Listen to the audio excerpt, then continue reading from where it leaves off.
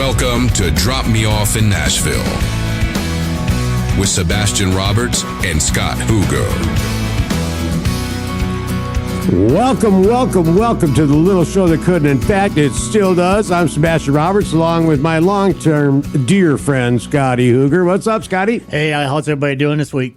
Hey, listen, I understand you were out there in Hollywood with Michael Gillis. Is that he's is that Michael's a rumor? Cutting with this incredible producer. His name is Brian Kennedy. He's top 5 in the world. Kelly Clarkson, Rihanna, everybody else, and we had a bunch of great news that I'm not allowed to talk about yet, but I'm excited to share when that comes to about. But yeah, I was out in LA. It was cool. Man, I'm really excited about that. You know, I love Hollywood a lot. A lot of our friends are from there. You know, we're talking about, Terry Nails and Kirschenbaum and, some of the greatest people in the world that we've had the, pleasure of working with. And, while you were gone, you introduced me to a guy in 2008. 2008, Scotty. Jeez, have you met so many people, Bash? Give me another hint. Now, who would that be? Well, how about the most famous phone number on the planet? Wait, now. Does that help? Did you talk to Tutone? Tommy. When? Tommy was in Florida. I was in Florida. And he called me up on the phone. He goes, Bash, what are you doing? I said, well, whatever you want. And he was down on the beach over there in Reddington Beach.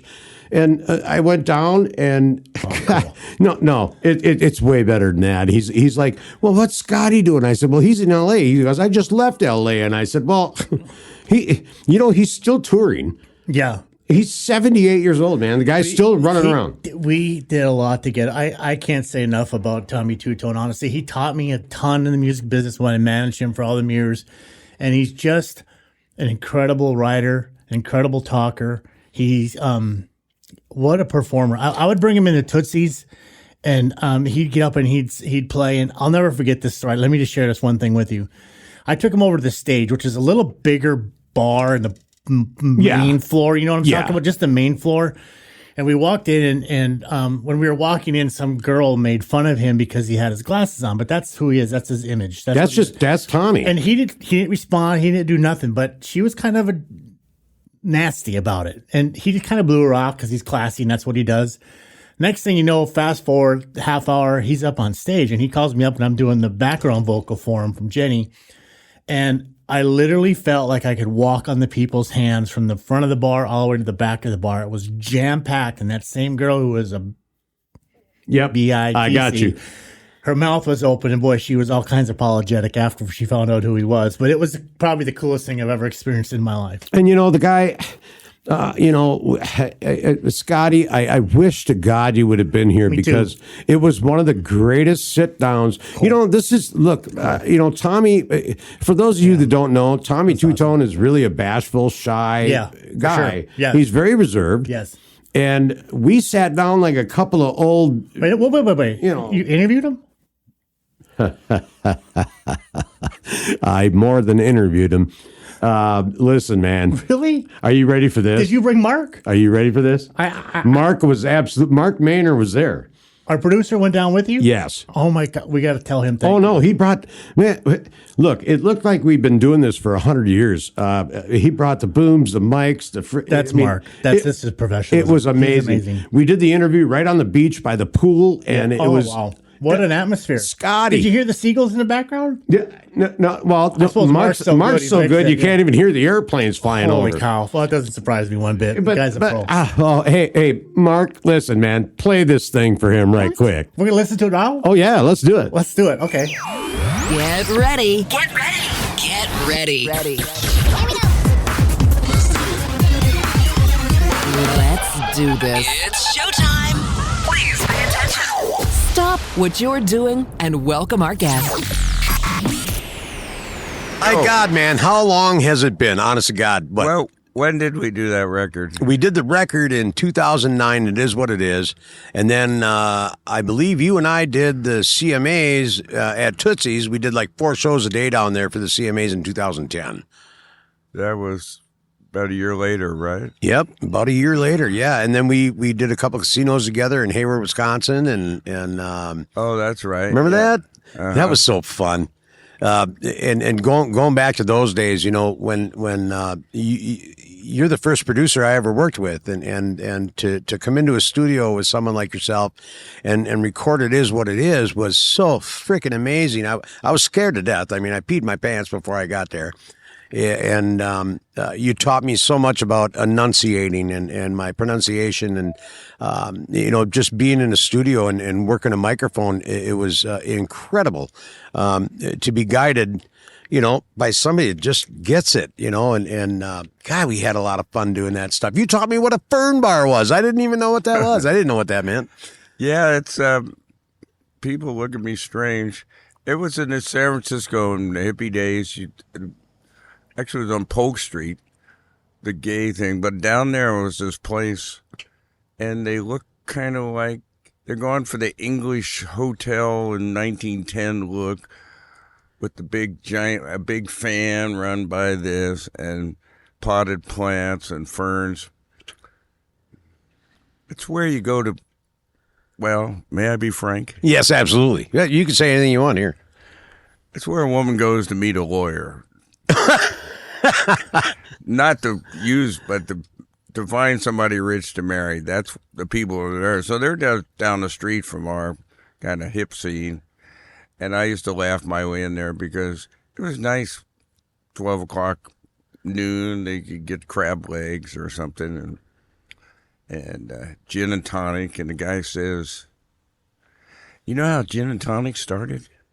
So picture this, you're at Raffles in Thailand. They didn't call it Thailand, Siam. And so they all had to drink quinine water all the time. Oh. Because of the mosquitoes. That would keep the mosquitoes away. There was yellow fever. And this guy goes, if you put some gin in this stuff, it's not bad. So anyway, it's hard for me to stay on point, always has. So we're going to wander around. Yeah, and that's all right, man. We look, there's no rules in this thing at all. I was so excited to find out you were going to be in Florida. I'm like, you know what, man? If I can just bounce into Tommy and we can just sit down and shoot the shit for a minute, how fun is that going to be? And, of course, everybody knows Jenny and 867, and I think people still dial that phone number, right? But my curiosity is, in 2009, you played a song for me. We were talking about, by the way, y'all, when I went down to record in Nashville, I was set up with Tommy Tutone by Steve Ranch. And we met in Jacksonville with Terry Nails. And I had a pocket full of demos, a handful of dreams, and all that nonsense. And Tommy and I sat on the deck out in Smyrna. And Tommy's listening to these demos I have, and he goes, nope, that's not going to work. He threw it off the porch. And the next one, he goes, nope, that ain't going to work. He threw that off the porch. And nope, we don't like this one. Nope. And that one went off the porch, and I went, oh, my God. And Tommy comes to me with Chicken Fried Mistake, It Is What It Is, Burning Hot Tonight, Reach Out and Touch Her, and we had a record written. We started this on Saturday morning, and by Sunday afternoon, we had It Is What It Is set to go in the studio for Monday morning. And we went into Omni together and cut that record in one sitting. It was incredible, and you scared the hell out of me, honest God. I said S. I said I'm T. reading in my producer's How to Be a Producer. It says, listen to the artist ideas and occasionally use one of them. Right? And the other ones, there are producers who don't do anything. They don't have any idea about the studio. They just find the right songs. So I'm trying to combine that. And we got... I got my own demos, and they have these little tiny parts on them that I wrote. And the studio guys come in, and they breeze in, listen to it once, go, let's go. And we just wailed away on it. I mean, number charts. I didn't even know what that was. Oh, yeah, number charts. This is a 55, 12, 45. I mean, I didn't know what that was. These guys listened to the music one time, and they were, it's like they've been playing it their whole life. Yeah, they invented some. They didn't play my parts, but they invented really funny parts. And occasionally I go back, no, this is an important riff, and we'd overdub it. But And that was Jerry, right? Jerry, God, I can't remember his name, but at Omni there, he charted the music, and I'm like, oh my God, he did that in like 15 minutes. How the hell do you do that? I was very intimidated at first. Well, that's one of the reasons I was living in Nashville. I tried to live there 3 or 4 times. I write a song and play it for a while, and then jam with the band a couple weeks, and finally it comes to me. You go to Nashville, you have 3 different writing sessions, 10, 2, and 7 or something. You come in with an idea, and you sit there and read the paper in the morning or have a guitar riff, and all right, let's write it. And you just write it, and then they record it right there, and they're all done. See, I would have messed around with these things for a couple of months. Oh, God, yeah. So that's the thing I learned there, and it was kind of important, but I had a lot of trouble in Nashville because finally the guy at BMI says to me, your problem, Tom, is you're trying to make people think, and we don't do that here. Oh. So I said, fine, and I faked my way into the software business and moved to Oregon right after we did this. So I was doing software for 12 years. I mean, still playing on weekends and all that, and flying all over the country for this and that date. But all of a sudden, about 2017, Rick Springfield called me up. He said, I want you to start opening for me. And turns out he looks up to me. He goes, how do you make this vocal sound like you're singing, but it sounds like you're talking too? And I go, well, I worked in a lot of country western bars. I mean, I had rock and roll bands, but I go, listen, back in my day, you got paid by a check. So you had to find somewhere to cash your check on the weekend. So I'd always find a nice bar and start playing piano there so I could cash my checks on Saturday and Sunday morning. And so I do that. I grew up in the 70s and started playing country there, and it was all this, it's semi-soul music, Ronnie Millsap and all that. Oh, yeah. So I jumped right into it. But it just, things like that shaped who I was when I met you. Then I walked away from that, recorded a couple of records, but I'm not as good at promotion as you are, Sebastian. Well, no, geez. I just go, that's nice, and go do something else. So I was really rolling when COVID started, and I retired again from software. See, when I met you, I'd been doing software for 10 years, and I retired in 2006. I'm going back to music. I want to be a country western songwriter. And so that's where songs like It Is What It Is. Right, right. And they go, well, these aren't actually country. They're parodies of country. I go, what's the difference? Well, it had such a touch of rockabilly. It was fun. It was good. That is good time music, man. It is what it is. That whole record is just a good frickin' time. It's not tear in my beer nonsense. It's just boot scooting, rockabilly, good time music, man. I mean, you can have sex, fight, and dance to it. That's what I love. You taught me how to put the sexy in music. I did. You did. You taught me that. Listen to that, dear. Yeah, you hear that? Seriously. Tommy starts swinging his hips in the studio. I'm not even playing. He'd have that guitar, that Stratocaster, or Telly.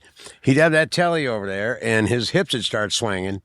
And now you knew you had the sexy in it because, like It Is What It Is. The intro to Is What It Is, I'm like, oh, yeah, hell yeah, here we go.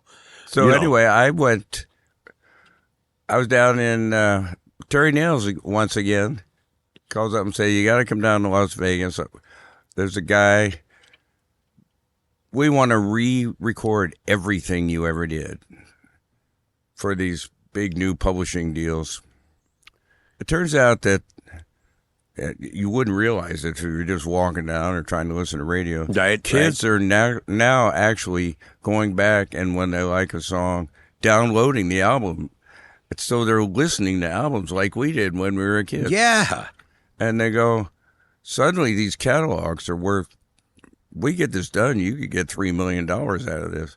So we just started recording a little bit of everything. And you know me, I got rockabilly, soul music, country, western. Absolutely. And then this, a song would come along and you go, that one's Tommy Tutone.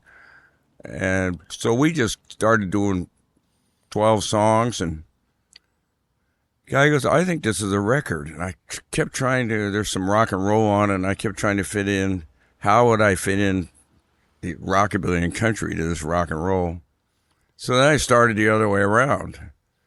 And I came up with this concept of new wave Americana, in which, and the roots are things you would never expect, or country and rock and roll songs from the 50s all fit in there. And so I go, this actually could go together and be a story of America. So the first single was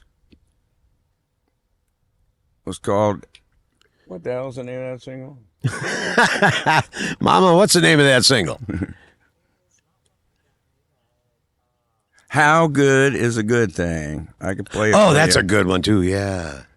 So I love that song. Jeez, man. I say to the boss, I'm doing a video for every one of these songs. He goes, you can't afford this. You need to save this money for your retirement. I go, the hell with that. So coincidentally, I was working with a publicist up in, of all places, Saginaw, Michigan.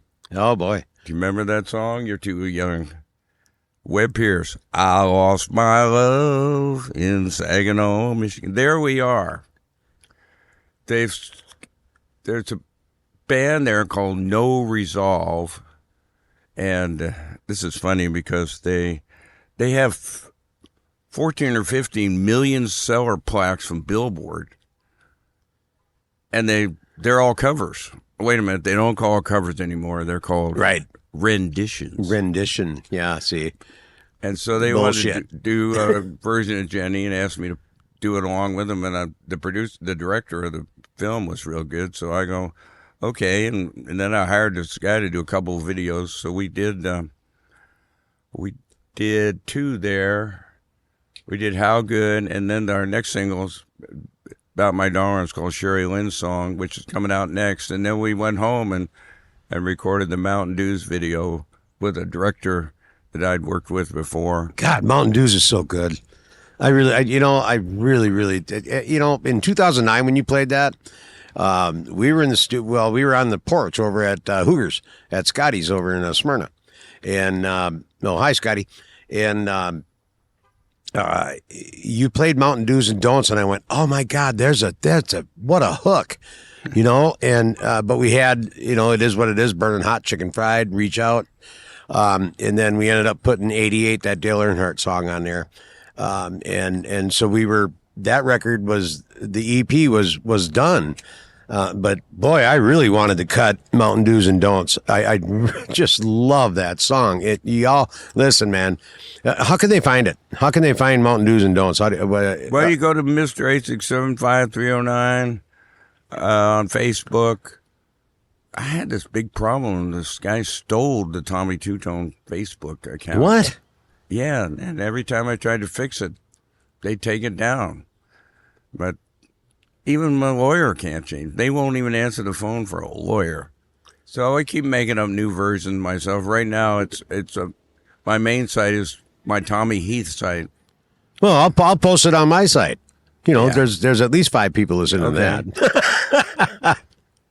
And it's the real Tommy Tutone on Instagram. So we're on all of them, but it's on Spotify. And the videos are on both YouTube and my Facebook page. And you do a Tuesday, Tommy Tuesday, right? Tutone Tuesday. It's freaking awesome. That is so fun. Just to keep up with you. I mean, I watch that thing every freaking Tuesday.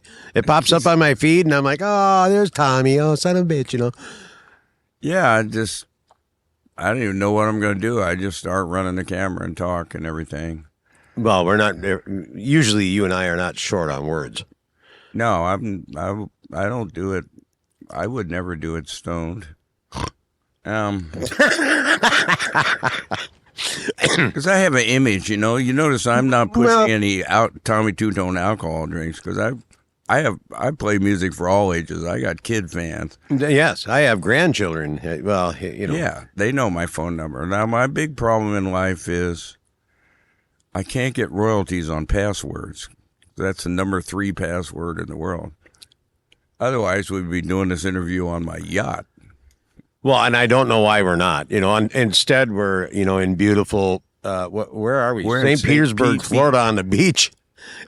So yeah, you know, it sucks to be you if you're in Minnesota. I'm sorry. Yeah. But yeah, we're on the beautiful beach in St. Pete, and it was funny. I'm on tour with a band that's a legend in my generation, the Big Country, and we have all their records. They're one of the greatest live bands ever. But there was a period where nobody knew them. My manager was 43. You never heard of him. Oh, I knew Big Country. Oh, yeah. Well, you're not 43. You're 50. Well, I'm pretty close, Tommy. Yeah. I mean, you know, add 30 years of that, I'm getting up there, you know. So I'm out with them, and that's just a thrill for me. But the thing is, we've been playing indoor places. These guys live in Scotland. When I first talked to them, they were trying to get to a gig in Scotland in December in their van where snow's going sideways.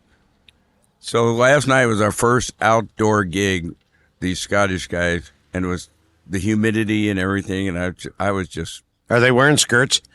No. Oh, okay. They don't wear kilts. All right. But sorry. They're really great guys, except the first week, I had no idea what they're saying. I mean, I can't hear, but I have my AirPod hearing aids on. I hear them, and they're talking to you right here, and it's like, huh? And they're always making jokes with each other, and fuck and all this shit.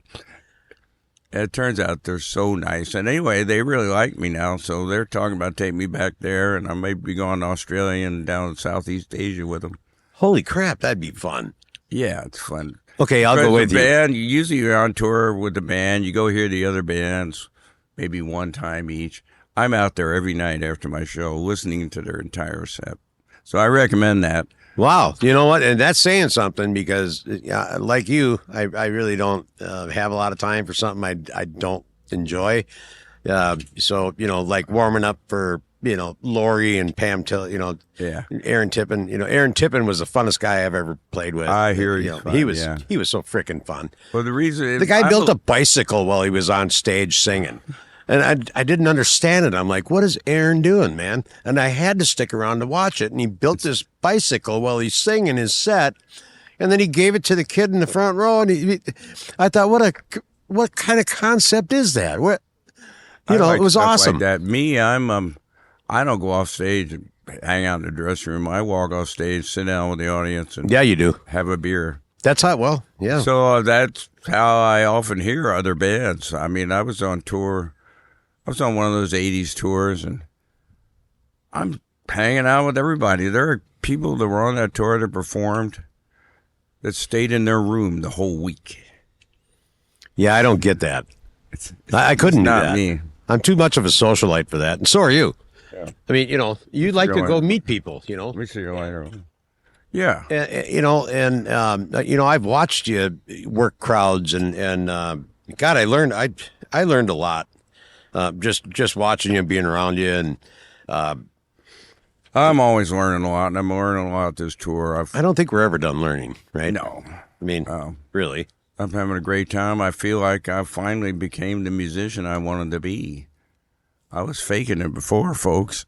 I relaxed and singing. I had this period where I'd be on the bridge, and I'd go, you know, I haven't really taken a breath since this song started. And then I had this weird breath apnea thing where I would try to inhale, but I would exhale, and I had these incredible headaches. So I'm working with some guys now, and they got me relaxed. And my problem is, in order to sing properly, I got to relax. And in order to play my guitar, because we're not playing, I mean, it's like you're singing a Dean Martin level only a dramatic version of it, and you're playing like the Clash, and meanwhile, I'm the actor in this song. I'm going inside this guy, even not Stone, folks. I totally get that.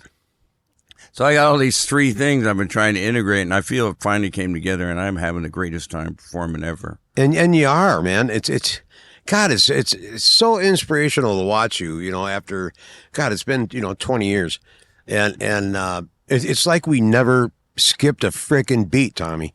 When I talk to you on the phone, I mean, because we've stayed in touch all through these years, and hey, where are you at now? What are you doing? What's going on, brother?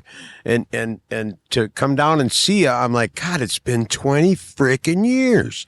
Well, to me, true friends are fine. They're not the ones that go, you didn't remember my birthday. Blah, blah. Yeah, oh dear God. You didn't like my call them Facebook up 9 page. years later, and you go, what are you doing this weekend? And you get together. Yeah, yeah, and there's a thing with you in Wisconsin, and I don't know what it is, but I know you love Hayward, Wisconsin, and Taylor's Falls, and you anytime you're in the Midwest, you're playing there somewhere. I thought people knew how to party in various places in the world. Not Florida, Wisconsin. here in Texas, Oklahoma, girl. Wisconsin is like the first place you're going to expose to stuff that you could reach in Europe. The big deal is they have a shot of peppermint schnapps between every beer, and you try to keep up with that, you're toast. But they wake up in the morning, have these Bloody Marys that look like a centerpiece to a wedding, and start partying from there. I know it. It's like breakfast in a bottle. Yes. Me, I've been through scenes where everybody did everything, and I had a taste, and I went, that's interesting. So these days, I'm good for about a beer and a half and maybe a little taste of good whiskey, but my whiskey glass, my shot glass, the Christian churches where they have the little tiny wine. Yeah. I go to the Christian store and buy those because I just want a little taste. I don't like to get fucked up. Oh, I can't drink like that anymore. No, and my wife will tell you I'm not allowed to. Okay. Yeah, no. I can have crab legs, and I can have a beer. I can have pizza, and I can have a beer. But after that, it's no. I don't even want it anymore. It's just, I've always tried a little of this and that, but it's no fun if you got to get really, really straight in between. I spent a lot of time. So I got a software job, and I'd never done that, and people go, the 9 to 5, that's boring and horrible. But if you're a musician, it's actually exotic for a little while. Well, yeah, it you don't have to worry brain. about how am I going to get the money tonight and all this stuff, or how we're going to get to the next gig, stuff like that. Right. It's just, and my daughter is an artist. She's been struggling for 20 years. She's a sculptor, too. And this company hired her who builds these beautiful giant things out of laminated wood. They built the airport. It's like 300 feet, and they go together like an old mortise and tenon bed, these giant things. Yeah. And she happened to learn CCC programming when she was building artificial stuff. She's got this job. She goes, I've got all these projects. This band from Norway hired me to do the art and the video art for this whole record, and I'm sweating over this every night. And it goes, I got a job now where I get a paycheck.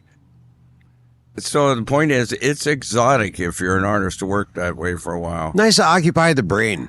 Yeah. I found myself, when I've got a show coming up on like Friday, by Wednesday, I'm an asshole because I'm nervous. My mind is on the show.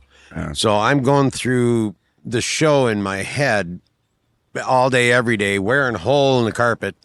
And until, the drummer is going tick, tick, boom, here we go. I'm a mess until that happens. Once it happens, I'm good. I have the attention deficit version. I'm an asshole about a half hour before I play. I know. Delete that. Yeah, right. Delete. Just because I need that time, but The other time when everybody's getting ready, since I'm so attention deficit, I'm avoiding getting ready. And I don't know why, people. Why would I do this to myself? It's a form of adrenaline junkie to make yourself late on purpose. And I've been in therapy for years, and it's still there. But I guess I'll have to live with it. That's all right. It's all right. It seems to work for me, and it's all this tension builds up in me, and it comes out in my music. And I've been good at that for a long time, but to be able to do it while you're playing really good and breathing and all that is, like I said, I now know how to do all three parts finally. And this tour, I'm putting it together, and then I hit about 2 out of 3, and then there'll be one. See, my problem was going to go, you're not consistent. I go, well, I'm not trying to get on base. I'm swinging for home runs. Babe Ruth struck out a lot. Right. So I'll try all this stuff, and I finally have a band. They're ready to go anywhere with me. So I'm having the greatest time playing. That is fun. And I'm really proud of this new record. And I'm going to make videos of every song. And you should, Tommy. I mean, I'm telling you, Mountain Do's and Don'ts. I know I harp on that a lot, but I love it so freaking much. It's so fun. It's a feel good, boot scooting, freaking swing your hips. You put the sexy in it, you know, and you taught me that, you know, how to put the sexy in it. If you can't make love to it, fight and dance to it. I don't want to do it. Yeah. I really developed that from working with you, you know. And I mean, Mountain Dews is like, are they going to buy this? But we're performing like a chant. I get them all going, these are a few Mountain Dews and Don'ts. And by the way, people, I do not have an endorsement for Mountain Dews. Oh, yeah, no. And Mountain Dew doesn't have any claim to it because it's Mountain D-O apostrophe S. Yes. So if you spell it wrong, I can get in trouble, I guess. Yeah, well, no, the guy threw up a pair of Mountain Dew socks to me the other day. If Really? they call me and if they'll give me a house my wife likes, I might do an endorsement for them. Well, you know, and we can certainly put that word out there. Okay. I got a guy. And the thing about Mountain Dew is Sherry, my wife, she says, you know what I'd really like to do? I'd like to be a location scouter for movies. Huh. And I go, that sounds like a great job. What a travel gig. Traveling all over the world. Yeah. Why don't you go and Let's find go to a great Fiji. place to Let's do check this it out. video? Yeah. She went and found this covered bridge by an old mill in the classic Northwest Stream going by. And then we found a friend of hers that she'd grown up with had turned this old gas station into this museum. So there was all kinds of stuff there. Ah. So it's kind of a travel log around Northwest Oregon. Then we finish it up. There's a line in there about a cheesy girl. And we found this actress. And so we went out to Mount Hood, and she's singing in front of Mount Hood. Now, if you've never been to Oregon, folks, we don't really get hot or cold in Portland. But I can look out my window and see Mount Hood, which is 11,000 feet and has snow on it all the time. So she's up there singing along with it. So it kind of shows you about the Northwest where I'm from. Right. Although I spend a lot of time, I think New Wave Americana is very important and in Southwest, U.S., New Mexico and Arizona, Lubbock, Texas, Buddy Holly, those kind of things. Right. There's stuff that comes along from that. Jack Scott. I'm a real student of that kind of Americana. My big sister was a teenager when I was a little boy in Texas, and during the 50s. So it was rocking. And it all comes from that. My idea is like a great soul band with Dwayne Eddy playing guitar with them. And to mix, I'm always trying to mix two genres together. I go, all right, we're going to do this record, and I want you to play surf music and you to play reggae. And they'll go, it won't work. Sure it will. So I have to go home and do it myself and go, see? So I'm just scouting that. So my version of Americana, and I love Americana music, all the great artists, but my version is different. It's this origin of rock and roll that ended up influencing new wave music, and I feel like I'm kind of a historian and showing everybody this stuff. So I have a purpose now, and that's good. And you are, and it's awesome. It's so fun to watch, Tommy. I can't thank you enough for having us down here, and I hope we go get some crab legs now. That'd be kind of cool. Mama's over there smiling right now. She's like, yeah, crab legs, I'm in. So maybe we can go and get something and have something. And, man, wherever you are in the world, stay in touch with me, dude. I will. I will come and see you. I don't come hell or high water, man. I will always come and see you. I consider you a dear friend. I miss you very much. And well, I think I'm on a 10-year roll here. So well, it was 2010 when we played the CMAs together. Oh no, 11. We played the casino in Hayward in 11. Yeah. See, I haven't done this every day like those musicians who've been slogging the whole time. I guess you would call me a cultural dilettante. I want to do this for a while too. Right. So I just walk away from it. And I don't want to hang out in Hollywood with other people like me, or not that anybody's really like me. No, I want to go there is hang nobody out like with regular you, no. people so I can write songs about them. And so I just go and do completely off-the-wall stuff for a couple of years and come back to music. So that's the way I keep it fresh. And you do. You sure do, man. And I can't wait to hear the final cuts on this one, man. Hey, listen, y'all. You've been listening to Tommy Tutone and Sebastian Roberts on Drop Me Off in Nashville, and we're gonna go get some crab legs. And Tommy, tell everybody have a great day and see ya. Hey, you all have a great day. Keep coming back to music. It's what will save you. That's right. Hey, listen! Hey, don't go nowhere. Sebastian and Scott got more coming at ya. That's right, y'all.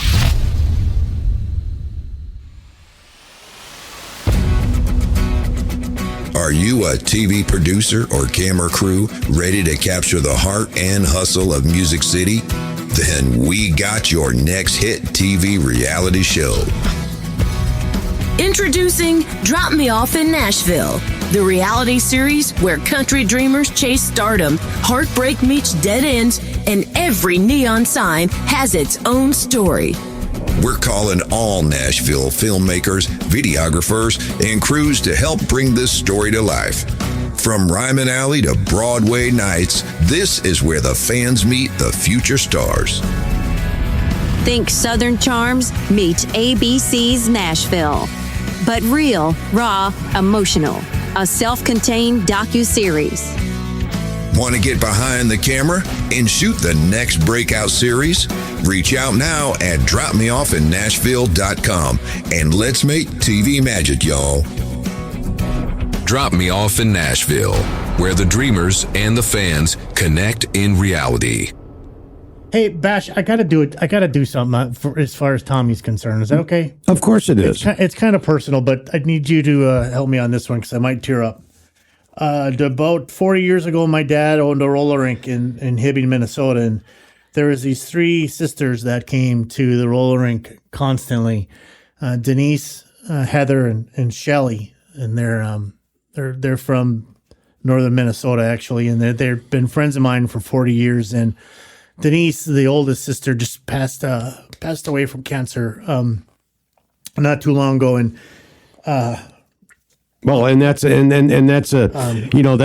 soft topic for you, brother, because I know your mom as well had the same kind of cancer, I believe, and I just want to kind of dedicate this Tommy Tutone show to the three Soland sisters up in northern Minnesota. And Denise, rest in peace, sweetheart. You were nothing but a sweetie. And ladies, please, if you don't know already, please go see somebody and just get checked up, okay?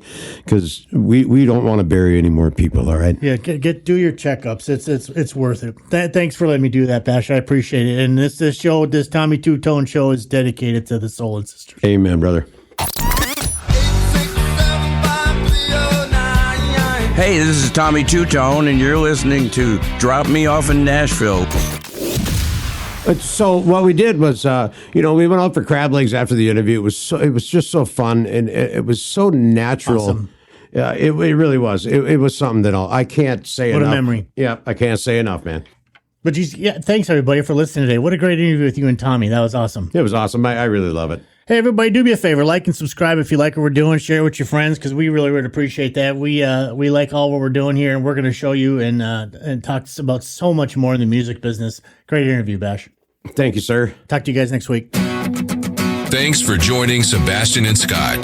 Don't forget to like and subscribe to join the Drop Me Off in Nashville family. Engineering and production provided by Podcast Production Music. Well, Nashville, can't thank you enough for all the time. Y'all come back now. Here?